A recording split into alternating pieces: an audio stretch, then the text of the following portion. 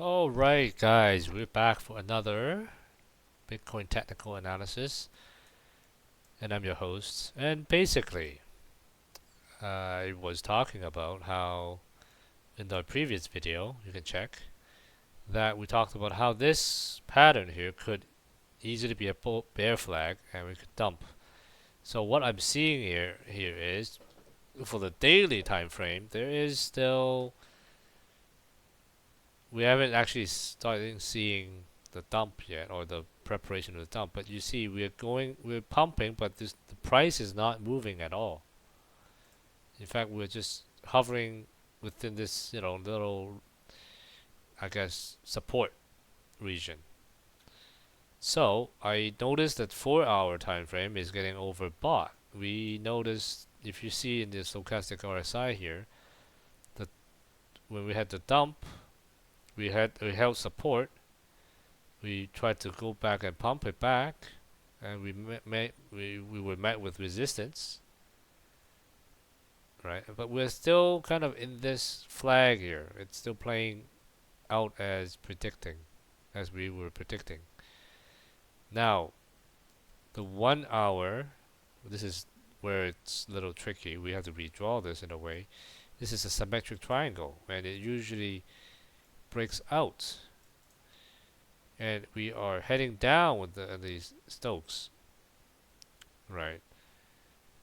And so we're heading to the bottom of this channel, or this little trend line, and we have more gas to go, and we are heading, right now it's Friday, so weekends, low volume, anything could happen. I don't see this doing really well for the weekend, right? The 15 minute, it's so bad. You have a falling wedge and also bull flag, but stochastics going up, not really helping at all. I mean, the only case we can make here is we held above the 200 moving average. We could break out of this back to 63,000. Is that possible? Yeah, sure. Why not? Anything is possible. What, if we do break it to 63,000, we're not out of the woods just yet. I mean, we did break this resistance, but we have resistance here. Another, I would say, here. This is tough to draw. I would say, yeah, right here. Actually, this is more like a region, and I would say this right here, 65k. Now, even if we do break above 65k, okay, let's just draw this hypothetical situation. We're back up here. Yeah, sure, we could have formed an inverse head and shoulder. Then that's interesting, right? Then that could bring us back up to the 69k region. But this is still just a 15 minute, right? Right here, this is what I drew. So even if we did that, now I drew this just earlier today. I was looking at this. We're in this symmetric triangle. So even if we break in the middle, it's like kind of predicted, right? Like you go up, you go down, you go up, you go down. But then this is a pattern. This is a downward, sort of a downward movement because you have lower highs. But we didn't make a lower low, which is a good thing. But you see, symmetric triangles do break lower than it does breaking it higher. So I'm just giving you my idea. So what you could go up here, get rejected down here, and do it again. And then as it closer, as it gets narrower and narrower, we are gonna break because usually break to the downside. And so I drew this as a target, right, for the symmetric triangle, and we're heading down to what? 46k. So this is something you have to look into, right? It's not always positive, and it's just the overall sentiment is pretty bad right now. So even if we don't make form the bear flag and dump, I'd rather what I really want to do. I'd rather they form the bear flag, get all the liquidations out. Why? Because you get a lower low here, and let's look at the RSI. Are we getting higher high? I mean lower high. No, we're not actually. This was a killer.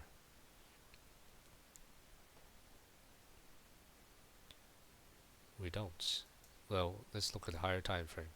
Yeah, higher time frame. Higher time frame. Nope, not yet. Not quite. It has to be higher than this. So we can say we can't measure from here. What we can say is if we do make below, what's the close here? Let's zoom in a little bit. So if we close below 60K, you know, ideally we want to just close and touch or wick to the 200 moving average. So what the moving average is going to look like is going to do one of two things. It's going to flatten out, or it'll just keep going up like that. Okay. In either case, we want to just touch.